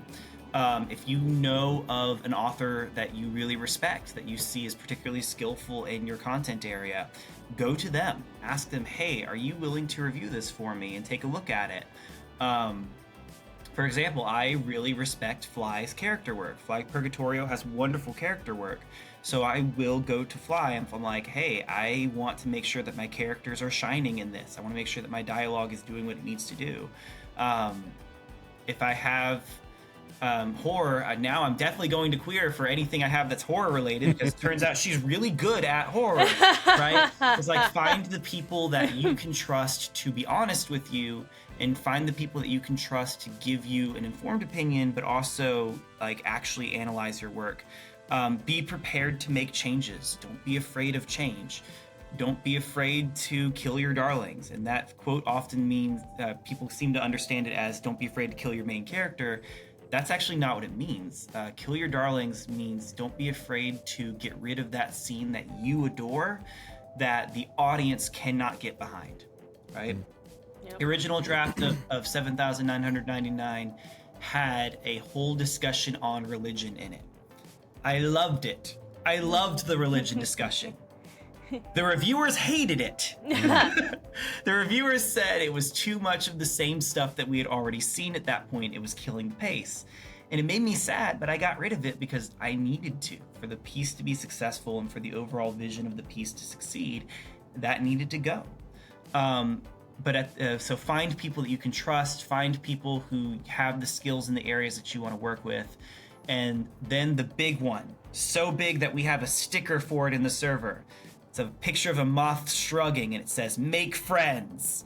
Because at the end of the day, that is the key. Make friends. People will want to review your work if they are reviewing the work of a friend. I am more than willing to review your 20,000 word, oh my god, 001 proposal if you are one of my friends. Because it's like, hey, I can do this for you because you've done stuff for me or I respect you as a person, right? So those are the big tricks. Find people that you respect, find people skillful in the areas that you are trying to succeed at, and then the biggest thing, the secret to success, make friends, right? This is a community of authors. Lots of other people trying to learn and do the same things you are. Make friends with them. Help each other out. Yes. That's solid. All right. I have one more bonus yeah, question that kind of popped into my brain as we're Alright. talking about crit. For the author who, and whether they're a young author or whether they've been around for a while, what are some brain process steps that you would recommend when they start to get butt hurt by crit? Like if somebody gives them crit and they start to get that butt hurt feeling, like what would be a get through it type process that you would advise? Oh man, isn't that always the question of the hour, right? How do you process crit that upsets you? Yeah. The biggest thing that I tell people is remember at the end of the day, it's not a big deal. not to go like it doesn't matter, but at the end of the day, this is a hobbyist creative writing website. It's not that serious, right? If everybody is giving you the crit that you disagree with and is upsetting you, it's time to sit down and kind of reflect on that, right? If multiple people are saying the same thing, it seems to be the main thing in the discussion, it's time to sit down and kind of put your pride aside and go, okay, I need to probably listen to this. I need to give it a chance. I need to consider this viewpoint that I didn't consider before. But if it's just one person saying, I don't like it, 0 out of 10 should have been a tail, and it's one person in this conversation, it's okay to go, wow, that's a silly opinion, and keep moving, right? It's like, don't let that person live in your head rent-free if it's one voice in a conversation where everybody else is like, this was solid, I liked this. Listen to what the dominant opinion is. You're writing for an audience, and if the audience is overwhelmingly saying one thing, listen to what that thing is. Right? If it's overwhelmingly a positive thing, they're saying you did this well, listen to that, reflect on that. That's feedback. It's saying you succeeded here, use that skill in the future.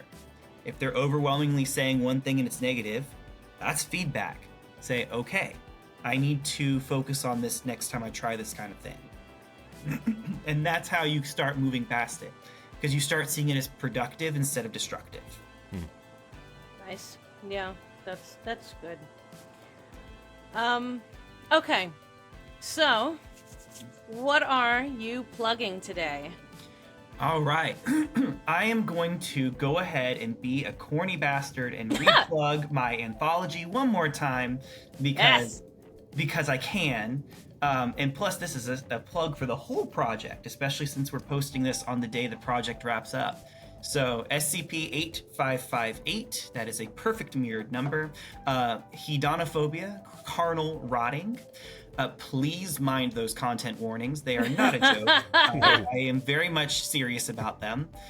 But also, while you do that, check out the Earthworm Navigator at the bottom. It's what we call that little thing that lets you swap between different articles in a series.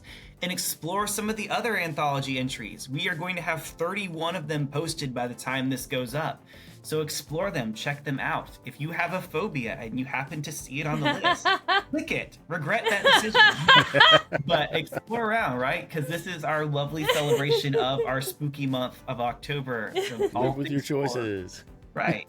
We've got some classic Series 1 style stuff. We've got some nice modern, like long form stuff. So take a look, explore around. It's worth the hype, I promise. And we'll put the link to the Anthology Hub page Yeah. in the show notes so that everybody can just go there and take their pick. Yeah, go for it. And there's a lot of big names on there, ones that I recognize, but there's a lot of smaller names too that I recognize, but I'm excited to read their things as well. So there's some I big think names there's a still good coming. mix of stuff. Yeah, and you're not done. You're not done. I wish I could spoil who is still coming because this will be Ooh. posted when it's done. But I don't want to spoil it. But by the Gonna be time this is good. posted, there are some really cool big names that we've gotten for this. Don't There's be only good. a few days left. What, Monday, Tuesday, four left. Yeah. Mhm. Yeah. I can only count to 4. I have 5 fingers. I can only count to 4. I have another 5. Only count to 4. Exactly. Oh, yes. Ori knows. Yeah, I know that one, yeah. I have a lot of triggers for certain words that my brain just starts singing to itself, and sometimes I can't keep it on the inside. And I use that to write new articles. That's your Yes. inspiration. Use music. Yes. So when we're playing our D&D campaign, I do this naturally, normally, not noticing half the time. So in game, I'm doing this thing, and we're playing it as my character is no context doing that thing. So my character would have been walking through a dungeon with them right now, and suddenly, quietly to herself, I can only count to 4. No explanation. And we have to react to this. What was the one you did, though? Oh yeah, Downtown. yeah. Look, yep.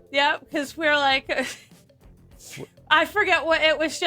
It was just a couple of words will trigger 90% of my brain, and it takes over the body. Yeah, no, it's wild and hilarious.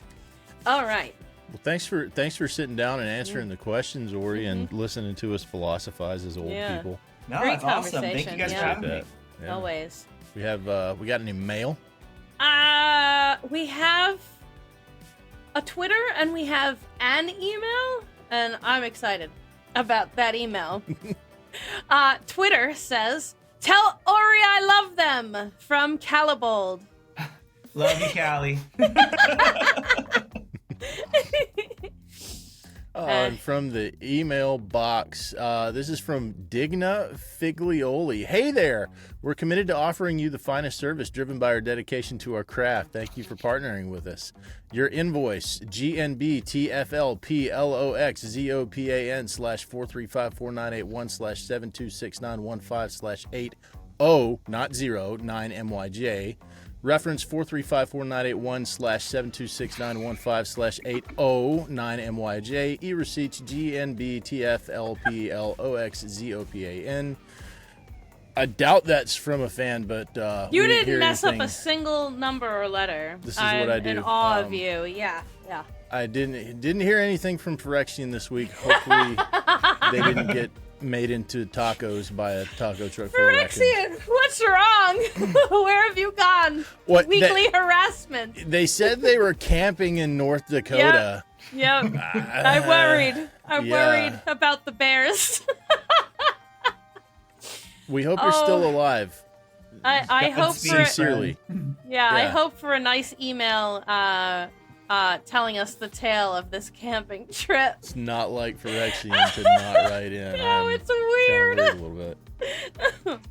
All right, that's all we have for this week. Thanks to our patrons, Arsfel, Ian Anderson, Only Mass Productions, and Evan McDonnell for supporting us at patreon.com/SCP Weekly.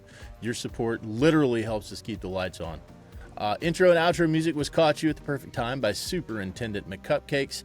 SCP Weekly is distributed by Smooth Cadence Productions. SCP Weekly is not affiliated with the SCP Foundation Wiki, and as such, the opinions presented in this program are our own and do not necessarily reflect those of the Wiki or its staff. Music today was provided by Epidemic Sound. Content relating to the SCP Foundation, including the SCP Foundation logo, is licensed under Creative Commons Sharealike 3.0, and all concepts originate from the SCP Wiki and its authors. This recording, being derived from this content, is also released under CC by SA 3.0. Until next time, I'm Kelsey. I'm Cassie. And this was SCP Weekly. And thank you guys for having me. I appreciate it. Yep. Anytime you want to come back and bother us, you just let us know. I guess I will. I'm sure I will. No, this was a good time, guys, and I appreciate you guys having me.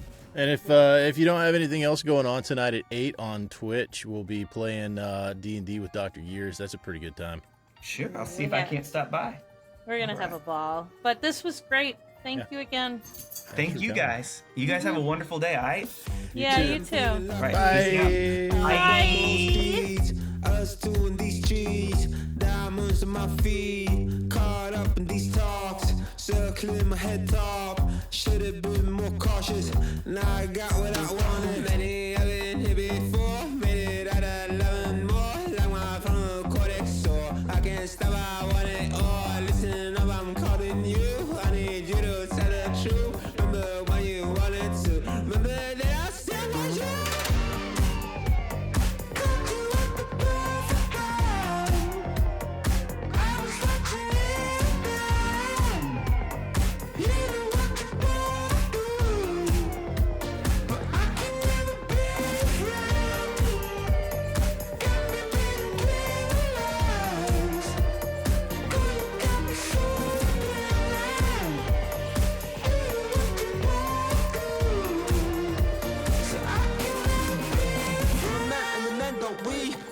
Turn and eat your greens. When you fight, but you do real clean. Then you come to the bed and you love real dirty. You can tell by the sweater drops, you're real keen. Bring it, let me get your juiciest piece. Can't remember when I've had the same please. The shops of the club never had no boundary. How's it gonna be? You wanna eat these centipedes? Where we gonna go? You're gonna need these calories. Giving me a treat to refill these batteries. Then you only them on your knees. There's no way to dream. Ooh, it's sneaking up on you. There's nothing you can do. There's things about